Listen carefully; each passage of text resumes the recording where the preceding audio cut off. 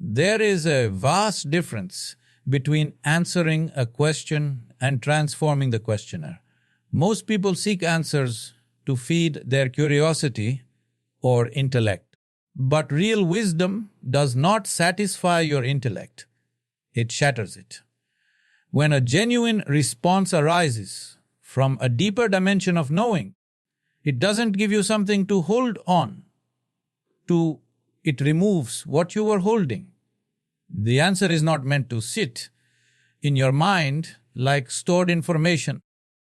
It is meant to unsettle you, disarm you, and ultimately dissolve the very foundation from which the question arose. Many questions are not real inquiries. They are rooted in confusion, identity, and ego. When you ask, "What is the meaning of life?" it may sound like a profound question, but often it comes from a place of dissatisfaction or misunderstanding. If the self asking the question is clouded with ignorance, then no matter how brilliant the answer, it will still be filtered through that same fog. This is why true wisdom doesn't aim to inform. It aims to transform. A real answer is like a mirror. It does not decorate you. It shows you what you are and what you are not. When the questioner dissolves, clarity dawns. In that space of no questioning, there is direct perception. Not through thoughts, but through presence. You don't see truth through logic. You become available to it when your inner noise subsides. This is why sages often remain silent or offer words that appear paradoxical. They are not dodging your question. They are inviting you to see that the very act of questioning may be the barrier itself. When the ego steps out of the way, the answer is no longer separate from you. You experience it directly. Most people believe that knowledge is the path to freedom, but the more you accumulate, the more entangled you become. Real liberation comes not from adding more, but from subtracting, from shedding layers of false identity. When the desire for mental answers is dropped, and when the questioner sits in utter openness, not seeking, but simply being, then something far greater enters. That which cannot be spoken, that which is beyond intellect, it reveals itself not as a thought, but as a living truth within you. You see, the greatest answer is not something you hear. It is something that happens to you. It is not a sentence or a quote. It is a moment when the mind bows down and awareness rises. In that moment, not only is the question gone, the one who needed the question to feel secure is also gone. What remains is silence, and in that silence, life speaks in a language the mind can never comprehend. And that truly is where knowing begins. The idea that life must have a predefined purpose is one of the greatest misconceptions that has enslaved the human mind. From childhood, we are conditioned to believe that we are born for a reason, a mission, a cosmic assignment waiting to be discovered. But life is not a business plan. It is not an exam where you must find the right answer and stick to it. The obsession with purpose comes from a deep discomfort with simply being. Because existence without a goal seems meaningless, we invent meaning and cling to it for identity. But life, in its essence, is not asking to be explained. It is asking to be experienced. The beauty of a flower is not in its purpose, but in its presence. It does not bloom for praise, nor does it wither in failure. It simply expresses its nature. Similarly, the human being was not put here with a set instruction manual. You are not born to fulfill a cosmic task. You are born as possibility. And possibility is fluid. It is not limited by definitions, labels, or plans. It responds to how conscious, aware, and open you are in each moment. The idea of a fixed purpose becomes a trap when it limits your perception of life. If you believe your purpose is to become a doctor, a writer, a leader, you might pursue it so intensely that you miss life itself. What if your true flowering was meant to happen in silence or in the way you smiled at a stranger? Purpose creates rigidity, but potential is dynamic, alive, and ever-shifting. You are not here to be useful. You are here to be fully alive. And in that aliveness, you naturally contribute to existence without even trying. The most potent beings are not those who followed a purpose. They are the ones who became instruments of life itself. They did not seek to become something. They allowed life to flow through them in whatever form it chose. When you are available to life in this way, the potential finds expression through you without struggle. Creativity bursts forth, love overflows, and intelligence sharpens, not because you pursued purpose, but because you opened up as a possibility. Trying to define your life's meaning is like trying to put the ocean in a bottle. You are not here to fulfill a line in a script. You are the script, the actor, the stage, and the audience all at once. The question is not, what is my purpose? But how can I become more conscious, more open, more alive? When you live with this awareness, every breath becomes meaningful. Not because it has a purpose, but because it is filled with presence. The intellect is a sharp tool, precise, dissecting, analytical. It can compare, measure, and categorize. But like any tool, it has its limits. It is designed to break things down, not to see them whole. Intellect is useful in the marketplace, in science, in mathematics. But when it comes to life, to love, to beauty, to consciousness, intellect falls short. You cannot understand a sunrise through logic. You cannot analyze the fragrance of a flower into meaning. These things require perception, a deeper way of knowing that transcends thought. Perception does not come from thinking more. It comes from being more aware. It arises when the noise of the mind quiets down and you become available to what is right here, right now. A tree, a breeze, the touch of someone's hand. These are not things to think about. They are invitations to feel, to perceive, to dissolve into. When you live through perception, life ceases to be something you interpret. It becomes something you directly experience. There is no filter, no analysis, only immediacy, intimacy, aliveness. Intellect thrives on past data. It only knows what it has been told or taught. But perception is fresh, alive in this very moment.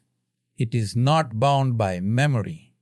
It does not care for conclusions. This is why some of the most profound truths come to those who are willing to drop their cleverness and simply look. The mind can argue for years, but one moment of perception can shift your entire way of being. It's like standing in the dark your whole life, and suddenly someone opens a window. Light doesn't need to be explained. It just is. Many people suffer not because life is difficult, but because they are trapped inside their minds. Their intellect keeps spinning, worrying, calculating, judging. They may be brilliant, but they are blind to the simple beauty of being. Their thoughts are like dust on a mirror, preventing them from seeing clearly. Perception cleans the mirror. It allows you to look at life not through layers of conditioning, but with the freshness of a child. And only in that innocence can you see things as they truly are, not as you've been told they should be. To awaken perception, one must go beyond opinions, beyond concepts, beyond the need to label everything.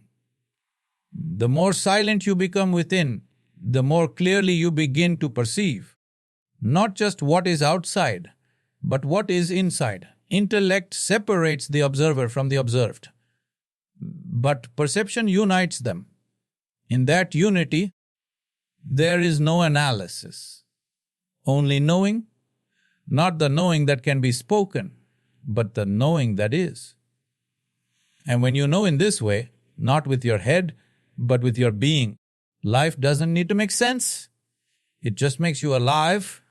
Most people think becoming wise is about knowing more, reading more books,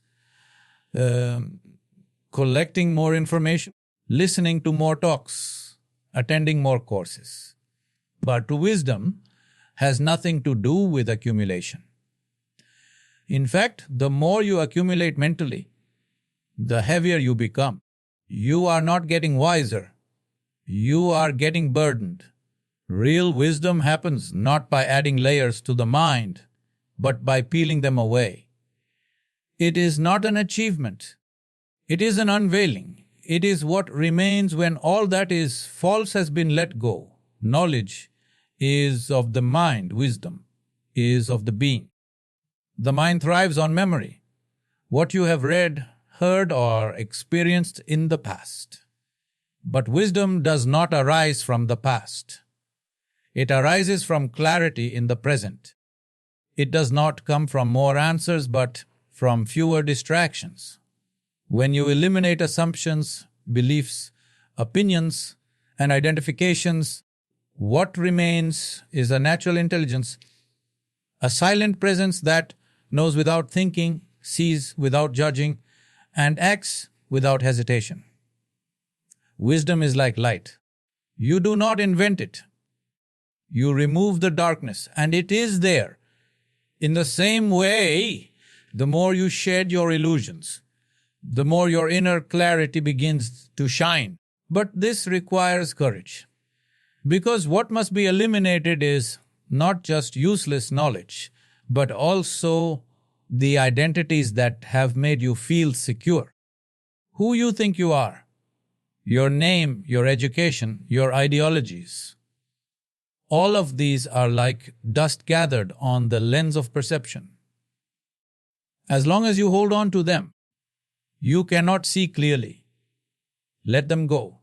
And suddenly life becomes simple, and simplicity is the essence of wisdom. There is a difference between being informed and being wise. A parrot can be trained to repeat profound words, but that doesn't make it enlightened. Likewise, people may speak eloquently on spirituality or truth, but unless they have emptied themselves of ego, their words are hollow. A wise being does not speak to impress. They speak only when words are necessary, and even then, their silence speaks louder than their voice. Their wisdom is not in their mind, but in their presence. It is felt, not heard.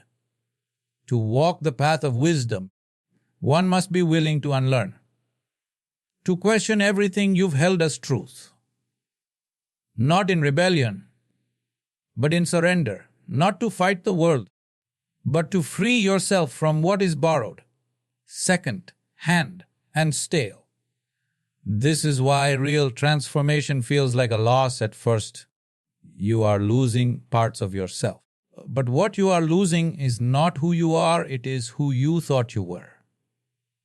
When that falls away, you don't become more. You become less, and in that less, there is limitless clarity. Speech is the instrument of the intellect, but silence is the presence of awareness. Words are limited. They can only point towards something, never become it. You can talk endlessly about love, but that is not love. You can describe the sky with 1,000 poems, yet it remains untouched by language. Real truth, the kind that transforms your being, is not transmitted through talk. It is felt in stillness. It enters not through the ears, but through your very presence. It happens not when you listen carefully, but when you become absolutely still within. Most people are uncomfortable with silence because they have mistaken noise for life. Their minds are restless, filled with commentary, judgment, and analysis. Silence, to them, feels like emptiness. But that is only because they have never tasted its depth. In truth, silence is not the absence of sound. It is the absence of distortion. It is not passive. It is profoundly alive. In silence, there is no story, no identity, no past or future. There is only this, the raw, unfiltered now pulsating with life. All the great truths of existence, life, death, love, the divine, are ultimately beyond expression. When you truly encounter them, you do not want to speak. You want to bow your head and simply be. It is not that you are speechless because you don't know what to say. You are speechless because words would only diminish the immensity of what you feel. This is why the wisest beings in history have always returned to silence, not because they lacked knowledge, but because they had touched something beyond it. In a truly conscious moment, silence is not something you do. It is something you become. Your whole being settles into a space where there is nothing to explain and nothing to understand. You see clearly, not because you have figured things out, but because all confusion has evaporated. It's not clarity of thought, it's clarity of being. That clarity has no sound, no opinion, no narrative. It is like standing on the edge of an infinite sky, where even breathing feels sacred. Words belong to the surface. Silence belongs to the depths. If you dive deep enough into anything, beauty, pain, wonder, or truth, you will find silence waiting for you there. Not as an escape, but as the very core of reality. All speech arises from silence and eventually must return to it. But most never make that return. They get caught in the noise. Yet for the one who becomes inwardly still, silence becomes not a gap between thoughts. It becomes the source of all knowing. And once you touch that, everything changes. Not externally, but from the very roots of your being.